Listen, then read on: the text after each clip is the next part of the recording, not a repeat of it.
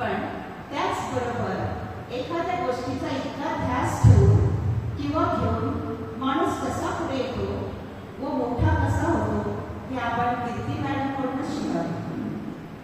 त्यांच्या नावात इतके व्यक्तिमत्व ठसून भरले आहे की त्याचा ध्यास घ्यावा, कारण त्यांच्या पदव्याच एवढ्या आहेत व अनुभव इतका आहे की जणू काही सर्व शाळा, महाविद्यालय व सर्व पर्यावरण त्यांच्याच नावावर आहे. त्यांचे शिक्षण त्यांनी BSc इन झुऑलॉजी म्हणजे प्राणशास्त्र विषय घेऊन त्यांनी त्यात मार्क केली आहे. वाचा तर वाचा या युक्तीप्रमाणे वाचण्याची आवड म्हणून सवड करून ग्रंथालयाची जबाबदारी घेऊन विज्ञान पदवी प्राप्त केली आहे. त्यांचा अनुभव ते गोखले महाविद्यालयात ग्रंथालय होत्या, नालासोपारा येथे लोढा हायस्कूलच्या प्राचार्या आणि वसईच्या कार्मेलीट शाळेत ग्रंथालय. संगीताची आवड असल्यामुळे संगीताचा भाऊ जसं नाटक त्यातही त्यांनी भाग घेतला आहे. माणूस किती गोष्टीचा ध्यास घेतो हे आता कळेल व त्यांनी एखादी गोष्ट करायची इतका ध्यास घेतला की आता ते ध्यास फाउंडेशनचे संचालक व अध्यक्ष म्हणून गेली 5 वर्ष कार्यरत आहेत व आपले पर्यावरण कसे सुंदर राहील म्हणून NGO तर्फे कार्यरत आहेत.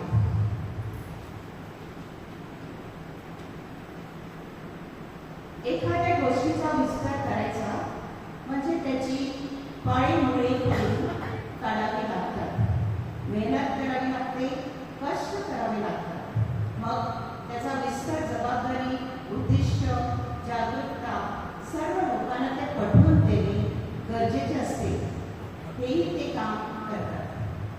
दर महिन्याला वसई किनारा परिसरात पर्यावरणावर जातीने लक्ष देत आहेत. ओला कचरा, सुका कचरा याचे निर्मूलन करून यावर जातीने ते लक्ष केंद्रित करतात. झाडे लावा, झाडे जगवा यानुसार वृक्ष लागवडीचे महत्त्व सर्वांना पटवून देत आहे.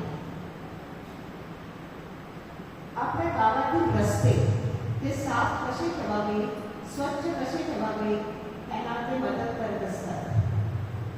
संस्थेमार्फत 10 कृषी म्हणजे स्मार्ट नरिश अशा 10 बालकांना ते दत्तक घेऊन त्यांची जबाबदारी व त्यांचे पूर्ण गरजा पूर्ण सांभाळ करत आहेत. त्यांचे अजून असे उपक्रम आहेत की त्यांना मॅडमना खेळात आवड आहे. ते डिस्ट्रिक्ट लेवल टुर्नामेंट्समध्ये खो-खो